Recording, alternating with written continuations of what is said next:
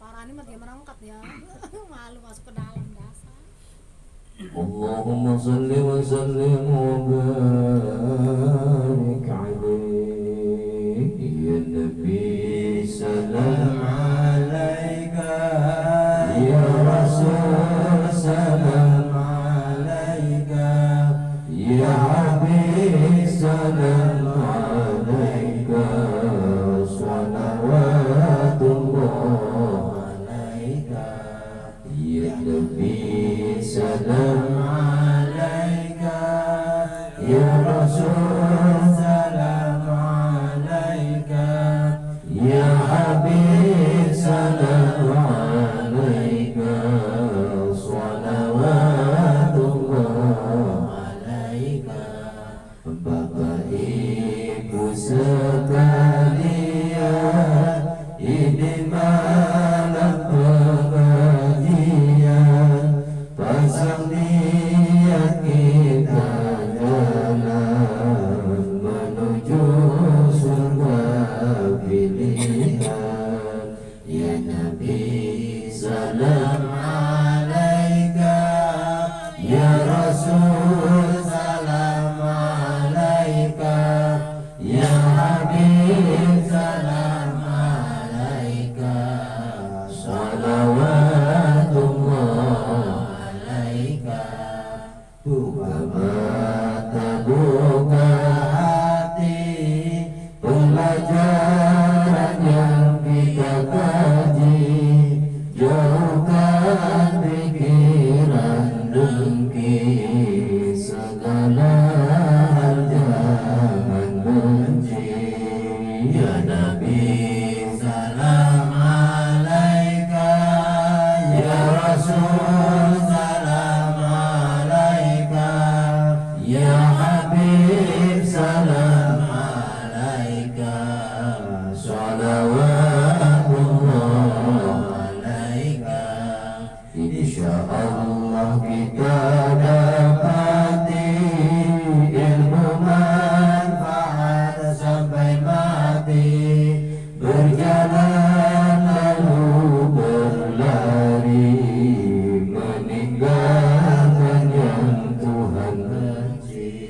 Ya Nabi salam alaika, ya Rasul salam alaika, ya Habib salam alaika, salawatullah alaika. Lari kembali berlari menuju ridha ilahi, semoga Allah ridhoi apa yang kita jalani. Ya Nabi salam alaika, ya Rasul salam alaika, ya Habib salam alaika, salawatullah alaika. Allahumma salli wa sallim wa barik alaihi. Al-Fatihah lil hadratin Nabi Mustafa Muhammad sallallahu alaihi wasallam wa ala alihi wa ashabihi wa azwajihi wa dhurriyyatihi wa ahli baitihi kiram khususan lil hadratin Syekh Abdullah bin Muhammad Wali al-Jawi wa khususan lil hadratin Syekh Rabi' al-Alam al-Fadil Syekh Salim bin Sunan al-Hadrami rahimahullah ta'ala. Al-Fatihah. A'udzu billahi minasyaitonir rajim. Bismillahirrahmanirrahim. Alhamdulillahi rabbil alamin. Iyyaka na'budu wa iyyaka nasta'in. Ihdinas siratal mustaqim. Siratal ladzina an'amta 'alaihim ghairil maghdubi 'alaihim waladdallin. Rabbighfir lana wa liwalidayna amin. Bismillahirrahmanirrahim. Assalamualaikum warahmatullahi wabarakatuh. Alhamdulillah Alhamdulillah wassalatu wassalamu ala Rasulillah. Ashhadu an la ilaha illallah wahdahu la syarika lah wa ashhadu anna sayyidana Muhammadan abduhu wa rasuluhu la nabiyya ba'dah. Allahumma fasalli wa sallim ala sayyidina Muhammadin wa ala alihi wa sahbihi ajma'in, amma ba'du. Faqad qala Allah ta'ala fi kitabihil karim wa huwa asdaqul qailin. A'udzu billahi minasy syaithanir rajim.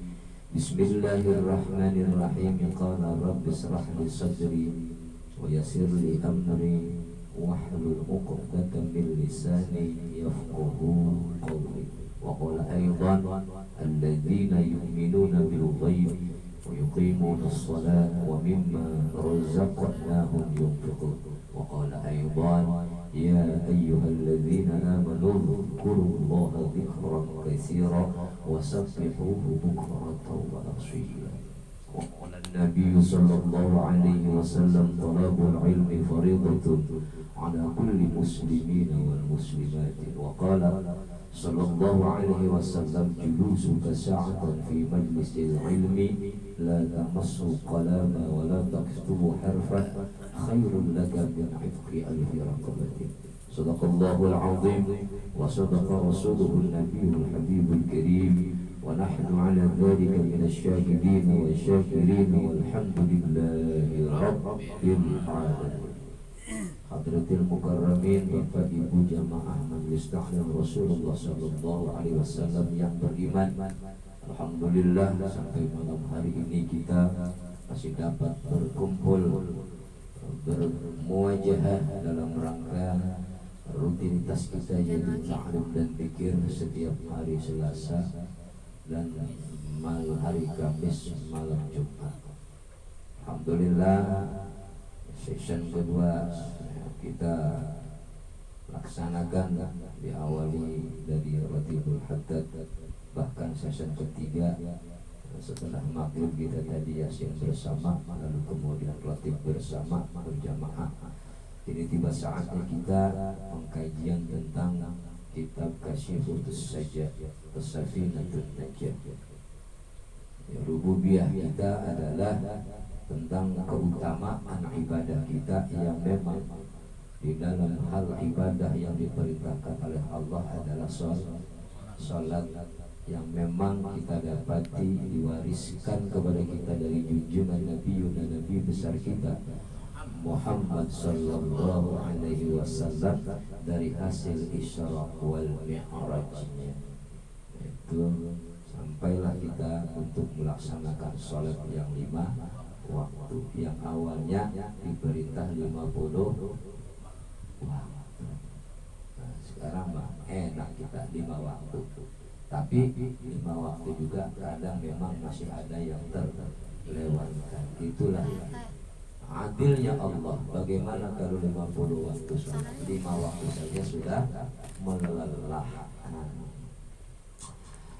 Salawat serta salam marilah kita sanjungkan kepada junjungan Nabi Yuna, Nabi besar kita Muhammad sallallahu alaihi wasallam yang telah membimbing kita, membina kita, membawa kita dari zaman kegelapan hingga ke zaman yang terang benderang, minal dhulumati ila nur.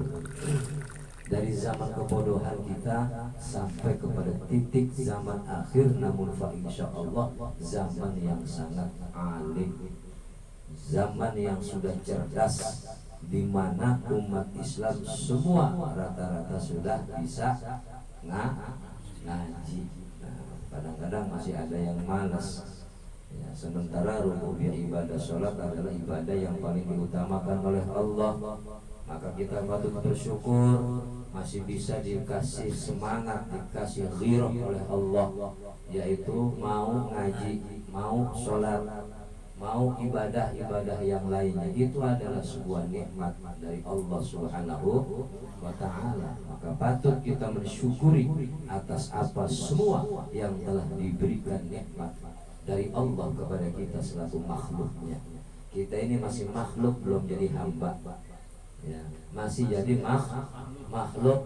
Kalau udah jadi hamba, insya Allah kita sudah jadi kekasih Allah. Patut kita bersyukur atas nikmat, terutama nikmat iman dan Islam, nikmat sehat jasmani dan rohani, nikmat panjang umur yang barokah, nikmat rumah tangga yang sakinah mawaddah warahmah, nikmat putra putri yang saleh dan salehah, dan nikmat rizki yang berlimpah, tentunya rizki yang halal dan thayyibah. Jamaah yang dimuliakan oleh Allah Subhanahu wa taala, haji kita malam hari ini masih pada titik rukun sholat yang ke-11. Nah, kemarin yang 10, yaitu yang ke-10 adalah sujud. Nah, sementara sujud itu ada kesempurnaannya. Dalam sujud itu ada 7. Ya, 1 jabhah, jidat, 2 tangan, kedua lutut, kedua jari kaki kita. Yang 10 itu rata menghadap ke kiblat, dan itu insya Allah nanti ada babnya tersendiri tentang sujud yang 7.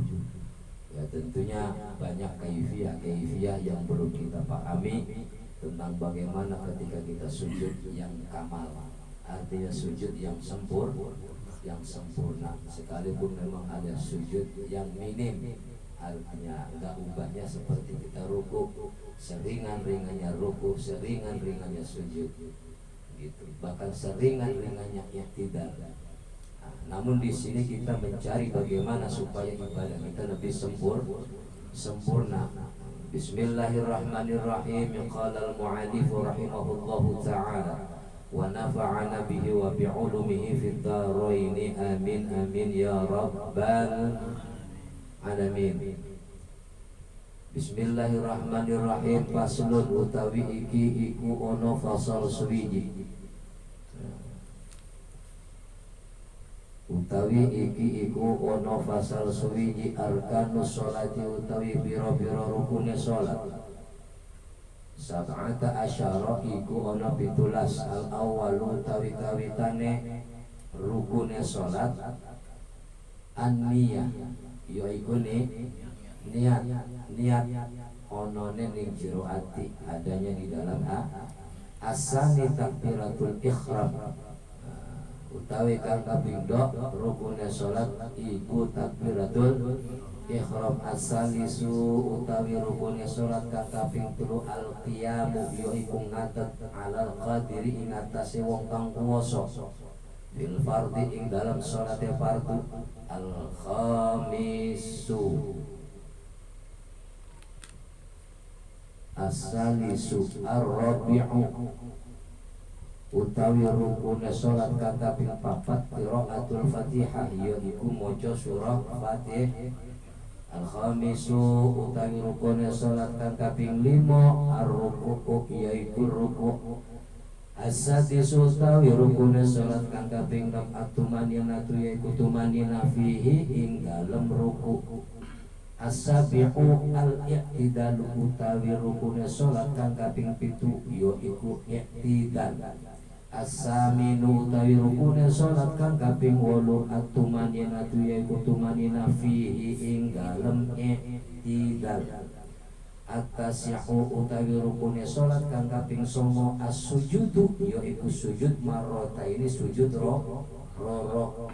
Al-ashiru utawi rukune salat kang kaping 10 at-tumaninatu, yaiku tumanina fihi ing dalem sujud roro.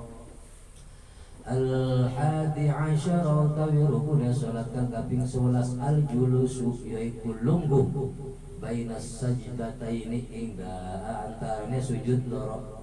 As-sani asyara utawi rukune salat kang kaping 12 at-tumaninatu, yaiku tumanina fihi ing dalem lungguh antarane sujud loro. As-salisa asyara utawi rukune salat kang kaping 13 at-tasyahud akhir, yaiku tasyahud akhir.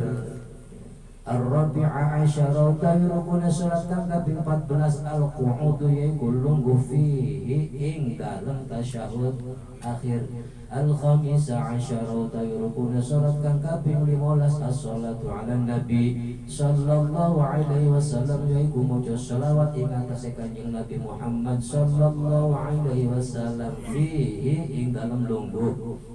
Asyara as-sadisa asyara utawi rukun salat kang kaping 16 assalamu yaiku uluk salam. As-sabi'a asyara utawi rukun salat kang kaping 17 at-tartibu yaiku tertib. Jadi rukunnya salat itu ada 17 tertib, nggak boleh diloncat-loncat. Umpama dari niat langsung ke wujud gitu jangan. Sementara di situ niat takbir ngadeg maca Fatihah ruku tumanina i'tidal tumanina Allah sujud tumanina lungguh tumanina lungguh akhir tahiyat akhir sholawat nabi tertib mualat aweh salam ingkang dihim. Niat takbir berdiri baca Fatihah ruku tumanina i'tidal tumanina duduk akhir tumanina, ya kan? Bahasa Indonesianya bisa nggak bahasa Indonesianya? Coba bareng. Niat takbir berdiri baca Fatihah ruku tumanina i'tidal tumanina Allah sujud tumanina duduk tumanina duduk akhir tahiyat akhir sholawat nabi tertimu alat baca salam yang pertama karena salam itu wajibnya satu.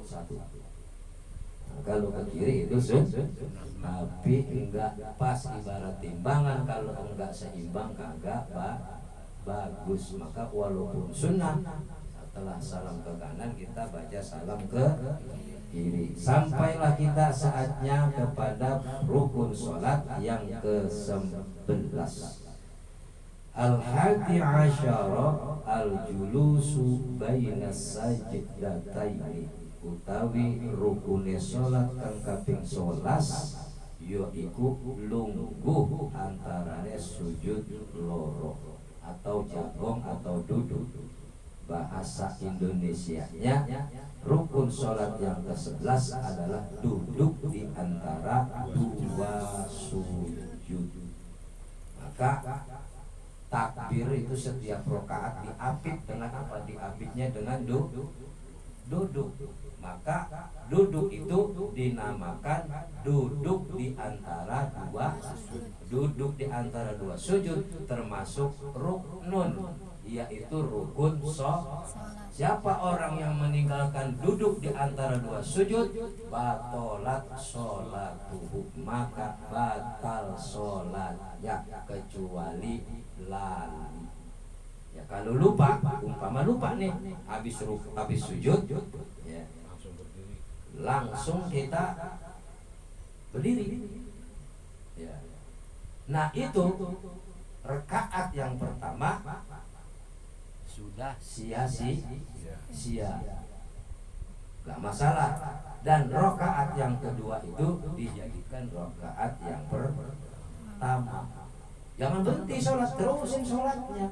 Gak bedanya kita sholat dohor. Ini dalam hati kok tadi udah 3 rakaat apa? 2 rakaat. Tambahin 1. Jadi rakaat yang kita lupa itu sudah sia-sia.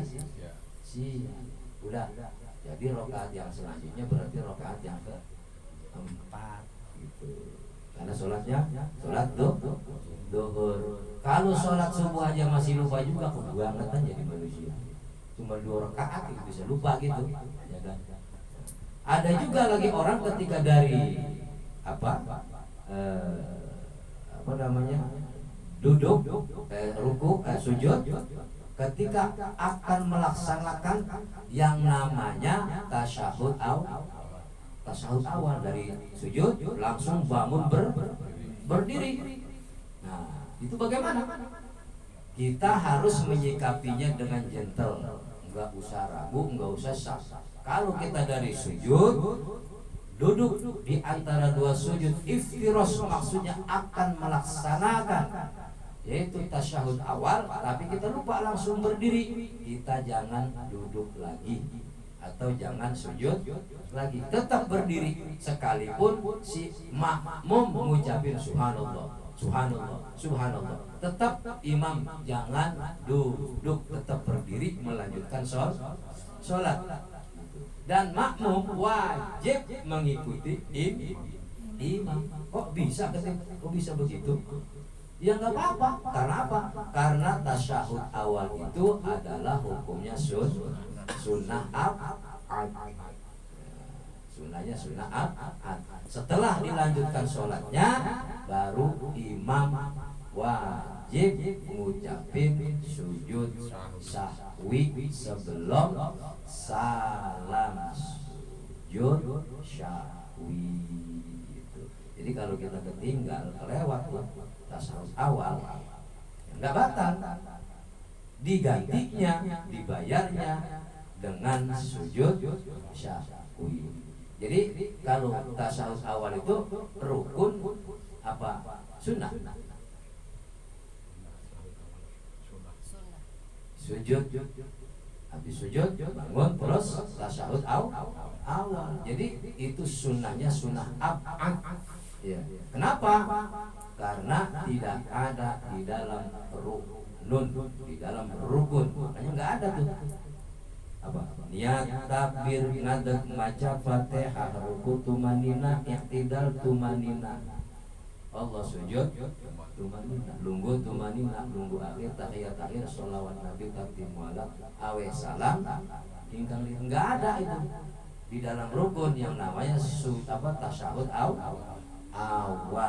Jadi enggak usah ragu kita. Itulah fungsi definisinya kita ngaji, maka kita paham.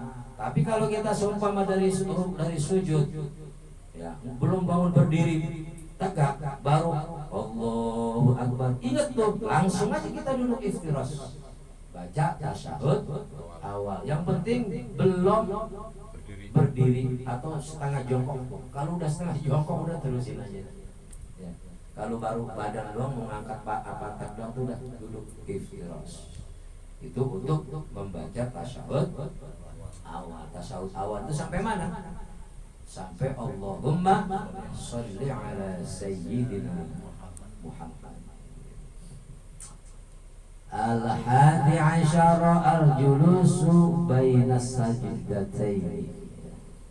Rukun salat yang ke-11 adalah duduk di antara dua sujud, ay fi kulli rak'atin, di setiap rakaat kita sujud, walau fi naflin, sekalipun sholatnya itu sholat nawafil, yaitu sholat sunnah. Walaupun sholat sunnah tetap kita harus mengikuti kaifiyah rukun daripada apa? Sholat, yaitu rukunya rukun, tumaninahnya rukun, i'tidal rukun, tumanina rukun, sujud rukun, bangun dari sujud, duduk di antara dua sujud itu rukun. Nah, maka itu berlaku bagi sholat fardu dan sholat sunnah. Sawaun ashalla qa'idan aw muttaji'an, sekalipun sholatnya itu dalam keadaan duduk atau dalam keadaan berbaring ya. Duduk kita sujud, tetap kita bangun di antara dua sujud ya duduk. Di dalam duduk itu kita ada tumanina, itu rukun. Bagaimana dalam posisi berbaring? Posisi berbaring juga kalau bisa buat duduk, dia wajib duduk. kecuali memang sudah tidak mampu untuk melakukan duduk di antara dua sujud, ia harus pakai dengan isyarat. Gitu. Fala yakfi madunal julus, maka tidak cukup sesuatu dari duduk itu. Jadi tidak cukup kalau kita sholatnya berbaring lalu kita tidak dengan duduk di antara dua sujud. Wa aqalluhu, dan seminim-minimnya duduk di antara dua sujud ayyastawi jalisan, yaitu menyamai jalisan ketika duduk aja. Ya, yang penting duduk ada tumak nina, mau baca mau enggak karena bacaan dalam duduk itu adalah sunnah itu. Wa hadza huwal muradu bin nahrin, itulah yang dimaksud apa bin nahr inda ata'il fi qaulihi ta'ala. Jadi daripada Imam Atha'i fi qaulihi, di dalam firman Allah Subhanahu wa taala wanhar ini adalah di dalam surat Inna a'tainakal fasholli. Yang dimaksud fasholli itu ada beberapa penafsiran. Secara umum adalah sholat Idul Adha. Maksudnya ayat ini menerangkan untuk berkurban. Tapi Imam Atha di sini adalah wanhar tersebut tujuannya adalah ketika kita duduk di antara dua sujud supaya dada kita ini terlihat jelas dalam posisi tegak menghadap kiblat. Maka ketika kita salam itu nggak boleh dada kita ikut muter begini, tapi pala aja assalamualaikum, itu paling minim salam. Kalau kurang puas assalamualaikum warahmatullahi, tapi palanya aja, kanan kiri palanya aja, jangan ikut putar begini. Itu yang disebut wanhar ya. Menurut keterangan Imam Atha di dalam firman-Nya, qala amarahullahu subhanahu wa ta'ala, hingga Allah subhanahu wa ta'ala memerintahkan kepada kita selaku makhluknya ayyastawi bainas sajdataini, yaitu menyamai antara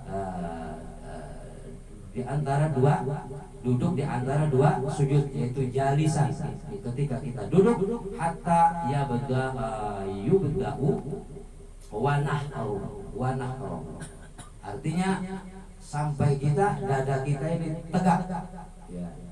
Dada kita tegak, jangan sampai kita ketika salam itu dada kita ikut ke belakang, ke kanan dan ke kiri gitu. Biar tahu, banyak kan orang assalamualaikum, melihat orang banyak assalamualaikum kayak mau dicopet.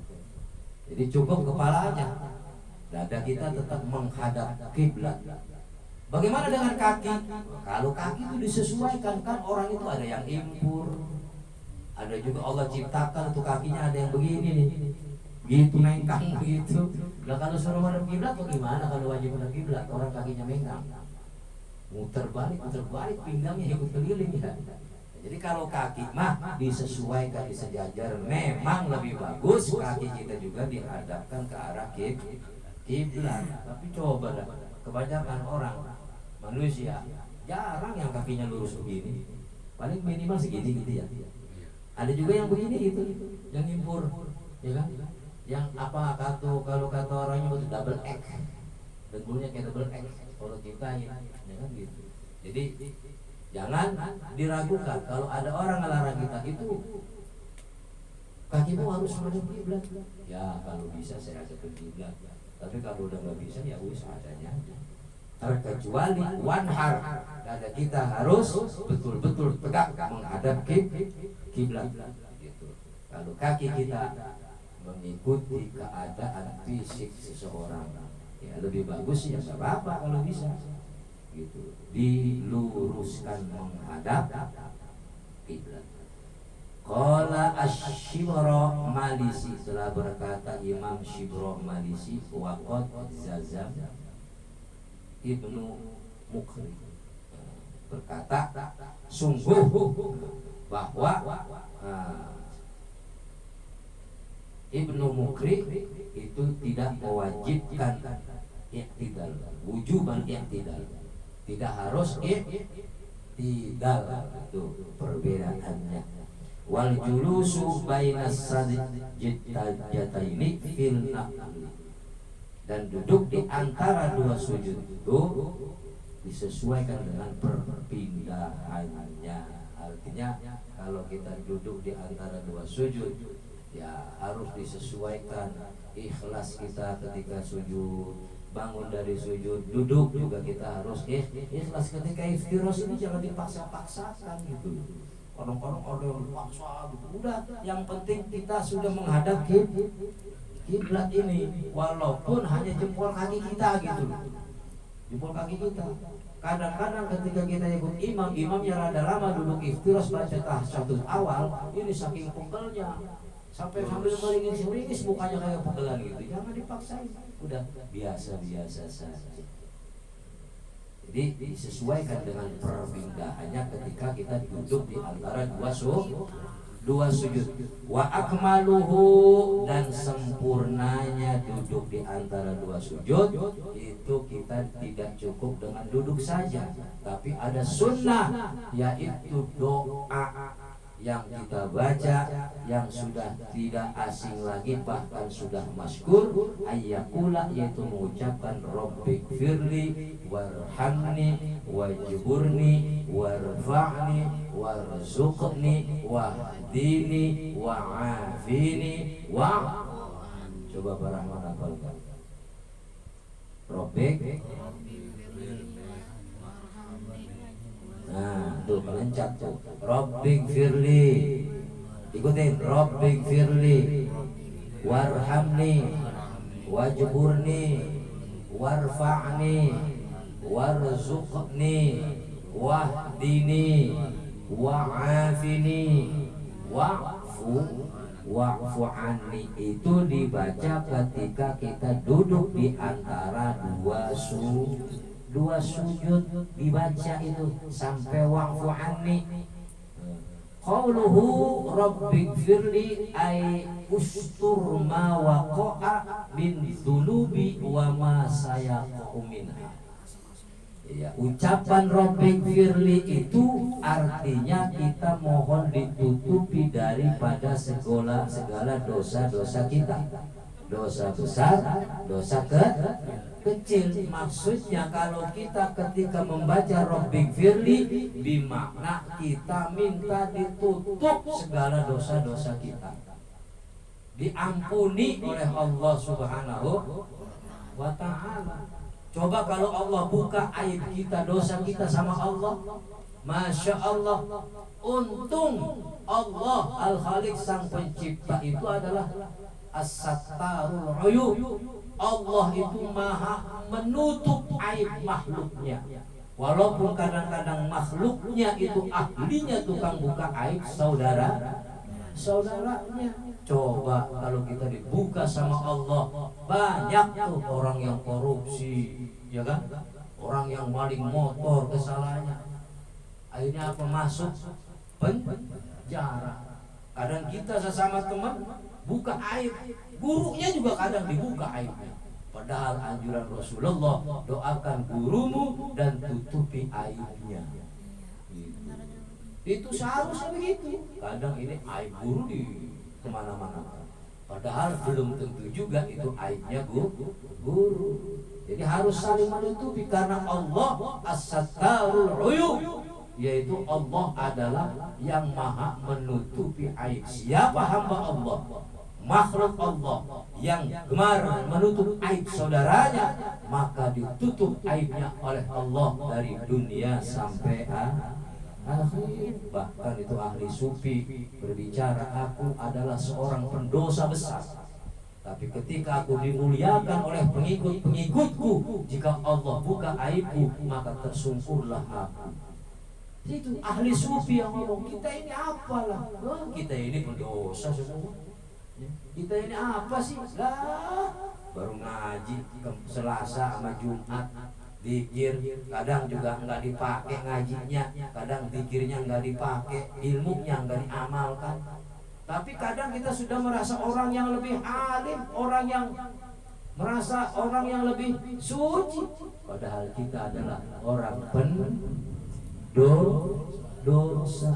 Malas ngaji, malas sholat, buka aib temen, buka aib guru, buka aib tetangga, dosa semua. Jadi kita ini Masya Allah duduk di majelis taklim ini jangan beranggapan kita orang paling suci, tapi anggaplah diri kita berbaik sangka kepada Allah, baik sangka kepada saudara kita, berburuk sangkalah kepada diri sendiri bahwa kita adalah orang yang penuh dengan aib dan dosa. Maka kita minta ampun, Rabbi firli, minta diampuni dosa-dosa kita oleh Allah Subhanahu wa ta'ala. Akuilah memang kita adalah seorang pendosa.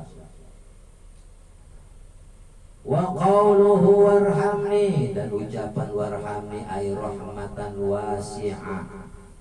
Jadi kalau kita baca doa Rabbik firli, minta diampuni oleh Allah, warhamni itu minta apa? Minta dikasihani oleh Allah, disayang oleh Allah, wasi'ah yang luas, rahmah yang luas, kasih sayang dari Allah yang sangat luas. Warhamni ya Allah, rahmati aku, kasih sayangi aku. Kasih sayangmu sangat luas ya Allah. Dengan kasih sayangmu aku bisa masuk surgamu. Bahkan ada sebuah cerita di dalam sebuah kitab. Ada hamba Allah, makhluk Allah yang diciptakan oleh Allah, selama 500 tahun hidupnya tidak pernah dia melakukan kemungkaran.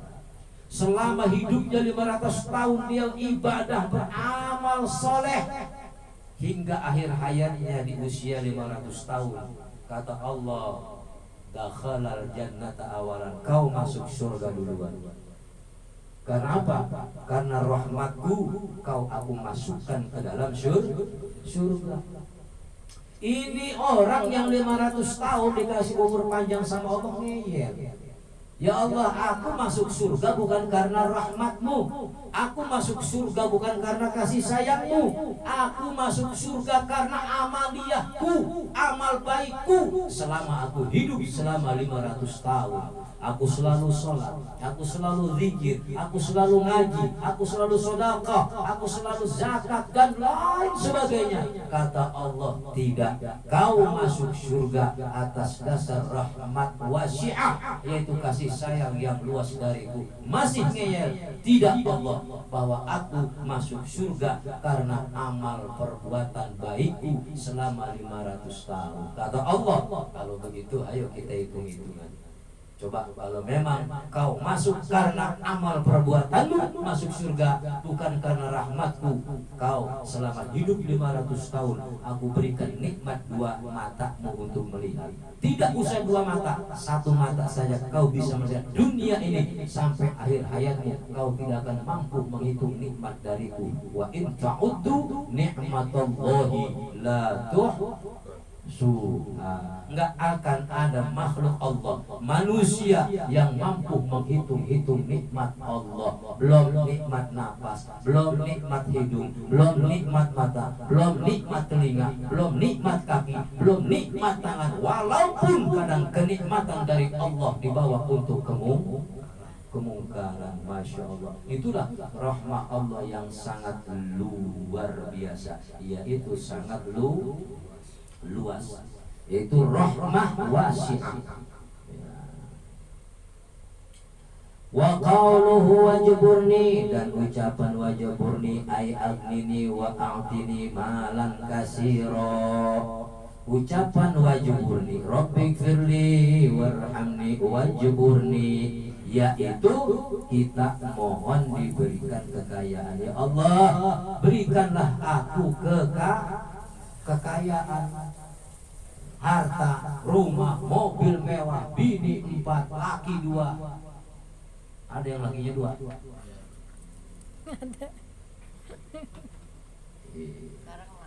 Banyak sekarang. Lakinya 2. Wa rahmah wasi'ah, wajburni, berikan aku kekayaan. wa a'tini dan berikanlah aku malan kasiro, harta yang banyak, harta yang berlimpah. Bahkan kadang harta ada yang dipendam di dalam tanah, ada yang di bank, ada yang di brankas. Dikasih rizki sama Allah, nggak usah jauh-jauh ke dukun, cukup dengan cara sholat kita sudah ada doa yang sangat mustajabah, yaitu makbul, manjur kalau kita doa di dalam sholat. Kita kalau ngajinya didengerin ini berinding ini sebetulnya. Kalau ngaji main HP dulu, ya lari ke sono, ke medsos.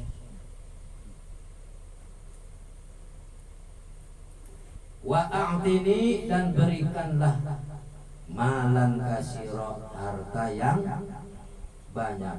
Wa huwa mimba biqotala, jabaro dan kotala yang dulu jabaro ya jeburu di dalam nahwu. Wa qauluhu warfa'ni, dan ucapan warfa'ni ay fid dunya wal akhirah, ya Allah angkatlah derajatku. Tentunya derajat yang sangat mulia di matamu, derajat di dunia dan di akhirat. Derajat kita ngaji diangkat derajatnya oleh Allah. Berkat apa?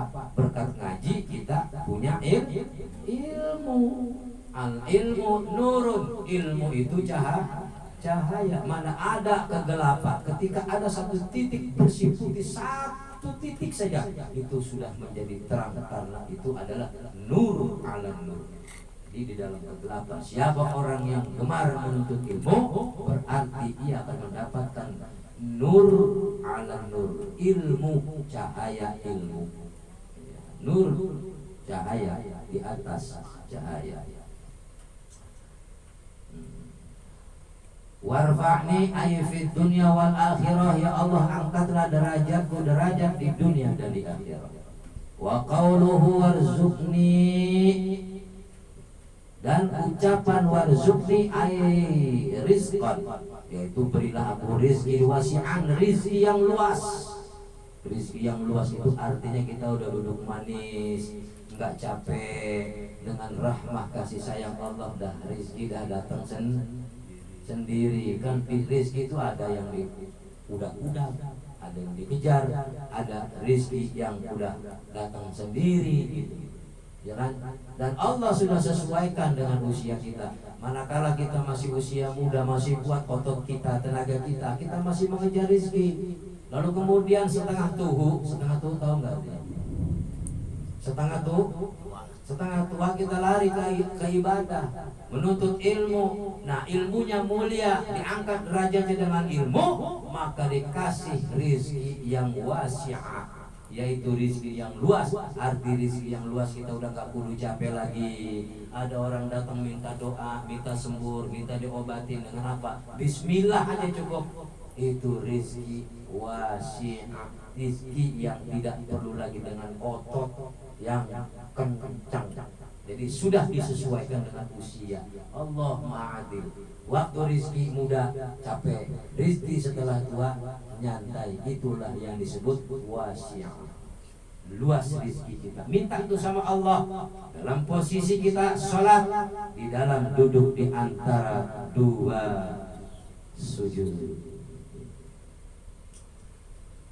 Rizqan wasi'an wa mahallu jawaz du'a bidzalika, dan boleh kita berdoa in qasada rizqa minal halali, bahwa sesungguhnya kita memohon rizki itu daripada rizki yang halal. Allahumma rizqan halalan thayyiban, boleh begitu.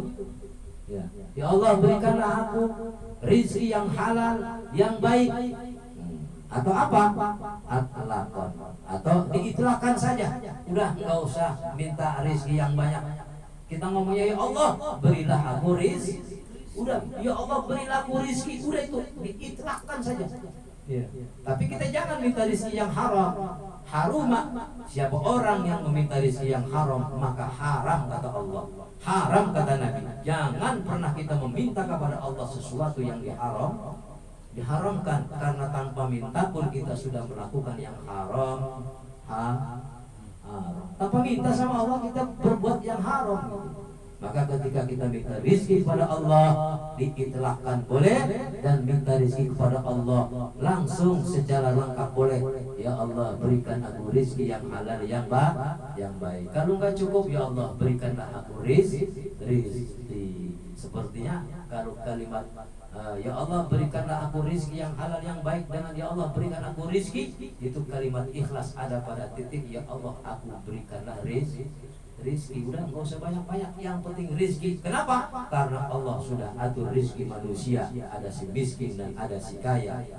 Tidak ada pembedaan kecuali dalam keimanan. Yang miskin jangan bersedih, yang kaya janganlah bangga.